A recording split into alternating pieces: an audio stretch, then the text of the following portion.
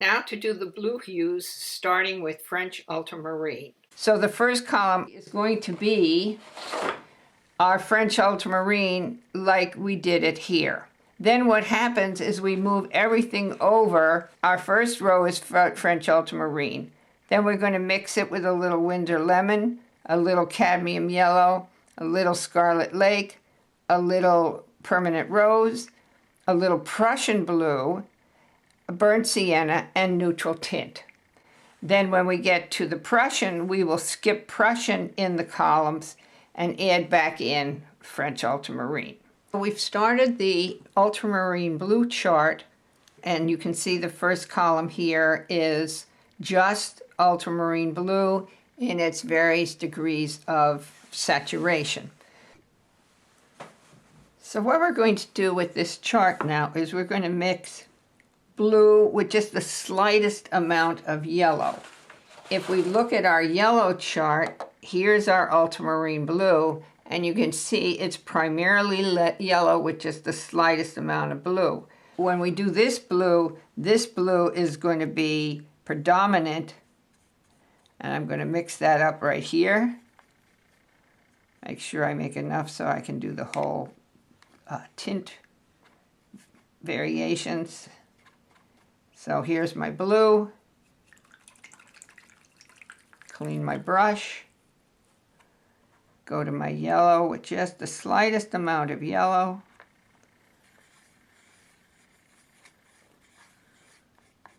And you can definitely see the difference. Now with French ultramarine, every time you make a color, you must remember to mix, because the ultramarine will sink to the bottom of the tray and then you'll get an improper mix. So every time you do this, you must absolutely mix this color. So let's get back to our chart here, and we'll start with the strongest color, and you can see a definite difference.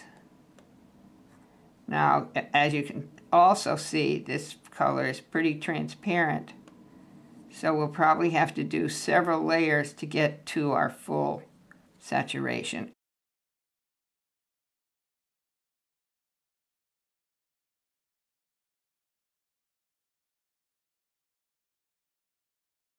And even as it dries, it has a tendency to want to sink.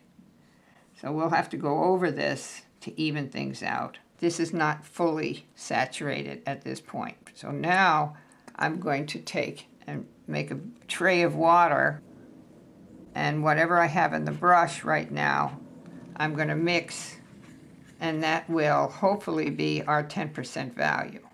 But we'll test it and see. You can see it's quite light. Again, you always want to mix this up so that I may actually add a little bit more water to this, just to dilute it. I'd rather have it too thin and then put a second coat on if I have to. All right, this looks pretty good to me. So I will do the 10% value, and now that I have it on the board, I can see that it's very light. I'll glaze another layer of this saturation to bring it up to 10%. Now I'm also going to use the same concentration for the next step up, because as I say, I can always add to the layer till I get it to the right percentage. So I'm going to take some of this very washed out blue, and without diluting what I have here, which is my mixed color, I'm going to add it here.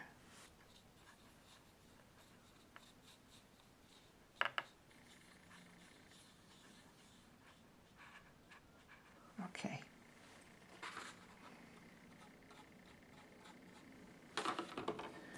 So I'm going to put a darker shade here.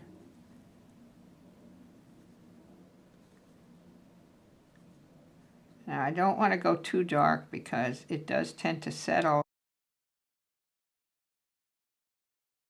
Now I'm going to wait on this one.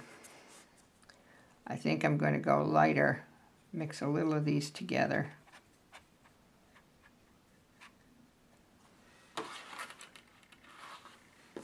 So I'm just a little lighter in the 50% area, because then I'll just add more layers to get it to where I want it to be. So I let that dry. I'm going to dilute this a little bit more on my tray, because this is dry enough now.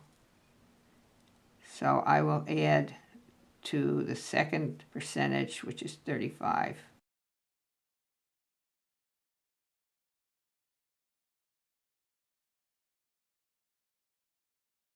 And there's our color.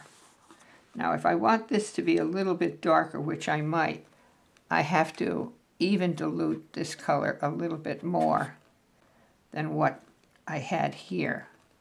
And because I've already darkened this, I'm going to just have to do it in my tray and make sure that I'm not putting too much color down for the first block. We just want to tone it just a little bit more than it is.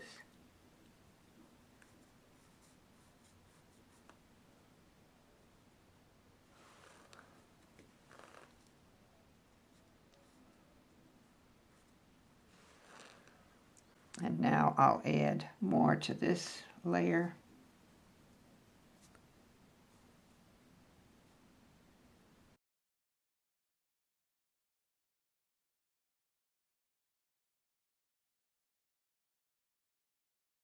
And now this one,